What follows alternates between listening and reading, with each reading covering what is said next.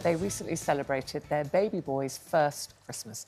And for JLS star Oritsé Williams and his wife Kazz, it was even more special after the couple battled for years to start their family. JLS star Oritsé Williams and his wife Kazz met online in 2019. After a whirlwind romance, they began planning a family together and were overjoyed to discover they were expecting a baby in 2022. But that joy soon turned to heartbreak when they discovered they'd miscarried. A second pregnancy also ended in miscarriage, and Kazz's physical and mental health fell apart. The couple finally welcomed their much-longed-for baby boy Shiva just 3 months ago. They join us today to share their story. And welcome, Oritsé and Kazz. Really good to see you. Happy New Year. Happy New Year to you too. And it is a very happy time for you now. We'll obviously talk about the miscarriages, but let's start with the happiness, because you've got your beautiful baby boy, Shiva. I do. That must have been a special Christmas, Kazz. Oh, absolutely. I mean, he will never remember any of it, but, you know, it was really magical for us. We kept on dressing him up in different Santa suits. We've got pictures to prove it, at least. I love the fact that all you've said all says, I'm so tired. Exhausted, let's be real. Having a baby is so beautiful, but it is so exhausting at the same time. It is, yeah. And, you know, obviously... But worth every minute. But worth every minute. Yeah. And between, like, cooking and Christmas, you know, festivities and being with the family and everybody just kind of wanting to hold Shiva and the whole family's, like, fighting to feed him, like, literally. They definitely were, like, yeah. Like, Kaz is like, that's my baby! and your family have obviously been on this very traumatic journey, actually, to arrive where you are now with your beautiful baby boy. So obviously they all wanted to be involved, which is lovely. Yeah. When you were first together and married, you know, you talked about having a family. You both knew that's what you wanted. Very much so. So when you were first pregnant, that must have been an absolute joy. Oh, absolutely. I was so excited, you know. We'd been trying and, you know, it finally happened. And, you know, I was really excited to tell my family that we're pregnant. We were really excited. We had all these plans. So, yeah. It was... But you decided, like so many people do, to wait until the 12-week scan. Exactly. And then, I know this will be very difficult for you, but if you wouldn't mind telling us then what happened. So we were going to our 12-week scan. Obviously, we also planned how we were going to tell our families that we were pregnant. I actually had a cake topper made that said Baby Williams on it, and we were going to get a cake and stick it on the cake and then, you know, take it to our family and go, we've got a surprise for you. So we all had that planned in the morning, and we thought, OK, cool, we're going to go to the hospital, going to get the scan, going to get the baby picture, and, yeah, and then we're just going to carry on with the day, and we were really excited. We went to the hospital, got to the scan. The sonographer actually told Oritsé off. She was like, you know, no phones, because he was really excited. I was excited. I was like, had my camera out, like I was wanting to film and get the news on camera. And you felt fine at this point, didn't Absolutely. you? Yeah. I had a little bump as well. Yeah. So at 3 months, I had like a little baby bump, and, you know, I felt pregnant. I was, you know, the morning sickness, the headaches, had all the symptoms and everything. So to me, everything was good. It was a no-brainer. Everything was absolutely fine. And then we were told that it was a miscarriage and there's no heartbeat. And to me, I was devastated, confused, heartbroken, and I wouldn't accept it. So actually, I was saying to the doctors, no, the sonographer didn't take enough time to do it. I think they rushed it, and I was going kind of like, I just don't believe what's going on. Yeah. So, and they said it was a miscarriage. Yeah. Now, we didn't know what that was. No. We were so baffled, like, miscarriage, what even is that? And it just all kind of happened so fast, and they took us into this kind of private room and started talking to us about, you know, how do you want to deal with the loss of your baby? And we were just trying to deal with the news and being so confused and baffled. And now they're talking to us about, you know, do you want to bury? Do you want to have a funeral? Do you want to... And it was all... It was like... It was a lot. What is happening? So your whole world, in a matter of minutes, was completely turned It was upside devastated. Down. Yeah. Like, any beautiful, great moment that year that happened, might as well have just thrown it in the bin. Yeah. Because what was happening right there was like a living nightmare. And I'm looking at Kaz is looking at me. We're just both we don't understand. We actually had decided to book a private scan. Yeah. Just to confirm it, because we were convinced that, that's They had it wrong. Yeah, we were absolutely convinced. We were talking this morning, all of us saying we hadn't heard of miscarriages this way. Right. Obviously, you have no symptoms. It does affect 1 to 5 pregnancies. Yeah. So it's not common, but it's, not unusual. Yeah. Yeah. But such a shock for you. How did the two of you, as a couple in your relationship, deal with that loss? Because for both of you, seeing the other one so upset is very, very difficult. How did you deal with that? The first one, I think the first miscarriage that we had, I don't think we knew how to act at all. We just thought, OK, well, we don't know what's happened.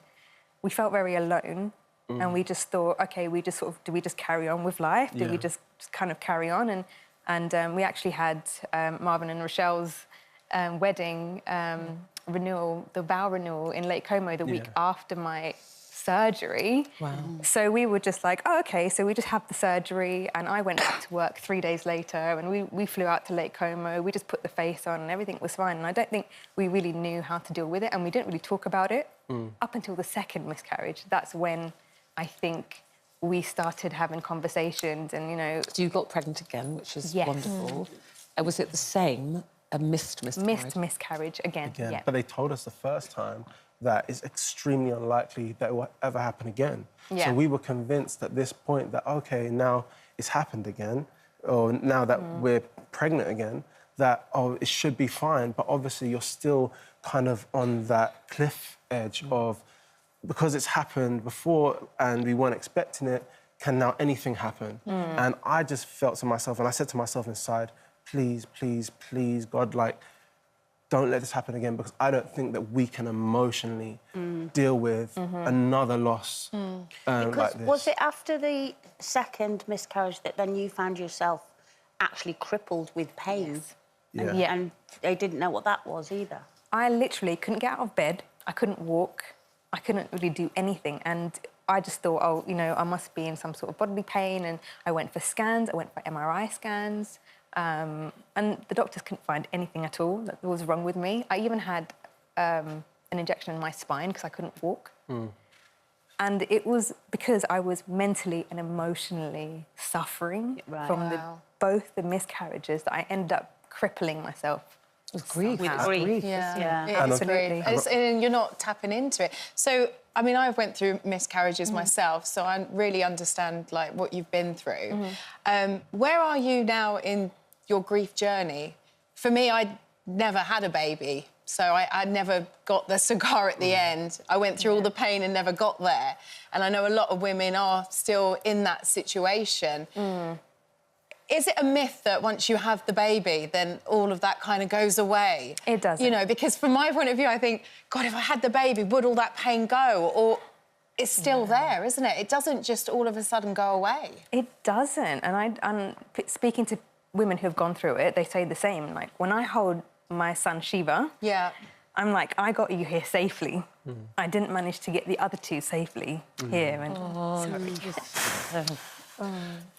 This is the thing, though, you guys went through a blame game, which you're obviously feeling, but, you need to both know that you're not to blame for that. And I think it's just so beautiful, the name that you've given your son, meaning the destroyer of darkness, but also the creator. You've created something beautiful, and don't ever feel guilty about what's happened before. That was nothing, it was not your fault. And how... With you, from what I've read, you kind of covered it in a way, didn't you? Because you didn't want to upset you and you were kind of carrying on and doing this. What was that moment for you both where actually you both had to come together and go, look, this is how we're both feeling?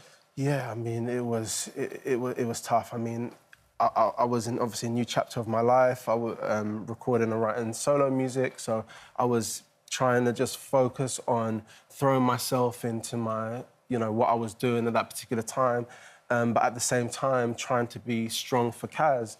And as a man, you think, oh, you know what? If I don't show any emotion, if I show that I'm strong, that she's not going to... It'll be easier for her. It'll be easier for her.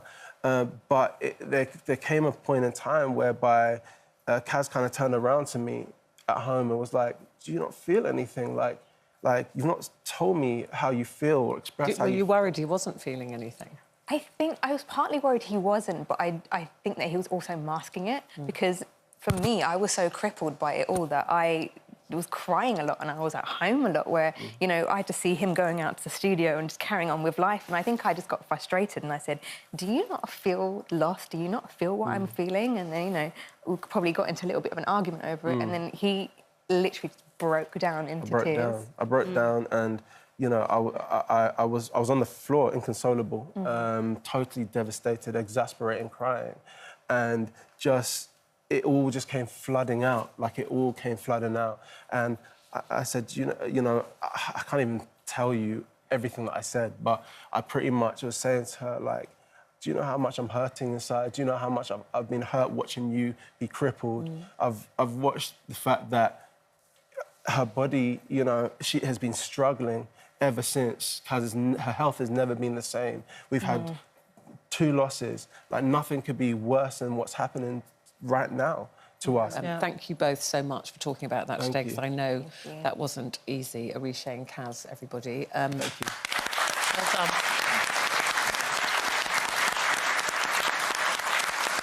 If you have been affected by anything that we've been talking about there regarding miscarriage or fertility, please go to ITV/helplines, which lists plenty of organisations to talk to for support.